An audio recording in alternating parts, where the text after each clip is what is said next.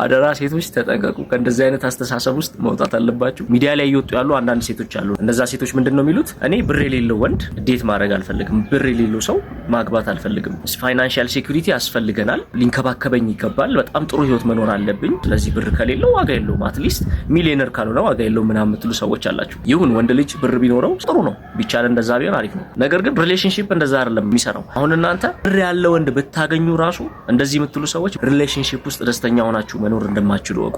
ብሩ እስካለ ድረስ አብራችሁ ትኖራላችሁ። ብሩ እስካለ ድረስ ራሱ ከሰውየው ጋር ሳይሆን የምትኖሩት ከብሩ ጋር ነው የምትኖሩት። በተለይ እንደዛ ሚዲያ ላይ ካወራችሁ በኋላ ዴት የሚያደርጋችሁ ሀብታም ወንድ ራሱ ይታዘባችኋል። ሂ ኢዝ ባይንግ ዩ፣ እየገዛችሁ እንደሆነ ማወቅ አለባችሁ። ከዚህ በላይ ደግሞ ውርደት የለም። ሪሌሽንሺፕ ማለት ሁለት ሰዎች አንድ ስጋ የሚሆኑበት፣ አንድ ስጋ ሆነው የሚኖሩበት፣ የአንድን ሰው ድካም አንዱ ሰው የሚሞላበት፣ የአንድ ሰው ጥንካሬ ደግሞ ለአንድ ሰው ድካም እንደ አጋዥ ሆኖ የሚኖርበት እንጂ የሆነ የሚያስፈልገን ነገር ስላለ የምንገባበት ነገር አይደለም። ተደጋግፈን የምንኖርበት ህይወት ነው። ለእንደዚህ አይነት አስተሳሰብ የተጋለጣችሁ ሴቶች ካላችሁ በጣም ቴክ ኬር ማድረግ አለባችሁ፣ እንዳትበከሉ ነው ብለው ፒስ